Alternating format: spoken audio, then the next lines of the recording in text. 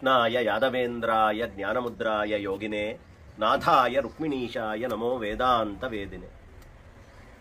కృష్ణయ్య ఒక అద్భుతమైనటువంటి పరిపూర్ణమైనటువంటి అవతార స్వరూపాన్ని ఈ ధరిత్రికి చూపించారు.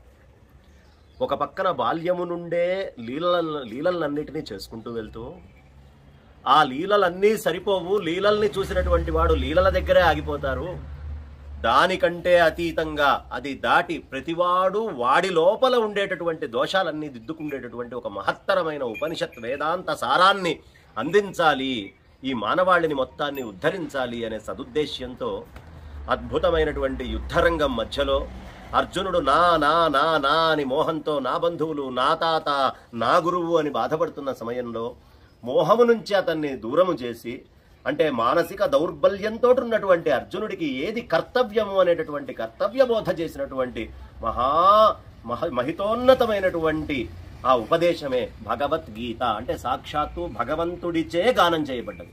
అలాంటి ఆ భగవద్గీత ఉద్భవించినటువంటి రోజుగా 2-3 రోజులు చెప్తే అందులో ప్రసిద్ధిగా మార్గశిర శుద్ధ ఏకాదశిని కూడా మనం చెప్పుకుంటాం. ఈ గీతా జయంతి అనేటటువంటిది ఏదో ఆ రోజు జరిగింది అని అనుకోకుండా ప్రతి నిత్యము ప్రతి ఒక్క హృదయములో ఈ భగవద్గీత అనేటటువంటిది పుడుతూనే ఉండాలి, ప్రతి క్షణము పుట్టాల్సినటువంటిది. కారణం ఏమిటి అంటే, ఒక అర్జునుణ్ణి దూడగా చేసుకొని ఉపనిషత్తులన్నీ ఉండేటటువంటి ఆవు దగ్గరికి పంపించి చేపగానే ఆ అద్భుతమైన ఉపనిషత్ సారాంశం మానవాళికి అందించాలి అనే ఉద్దేశంతో ఆ ఘట్టం వచ్చింది. అది ఎవరు చూశారయ్యా ఆ సమయంలో అంటే ధృతరాష్ట్రుడు కూడా చూశాడు. ధృతరాష్ట్రుడు అంటే పూర్ణమైనటువంటి గుడ్డివాడు.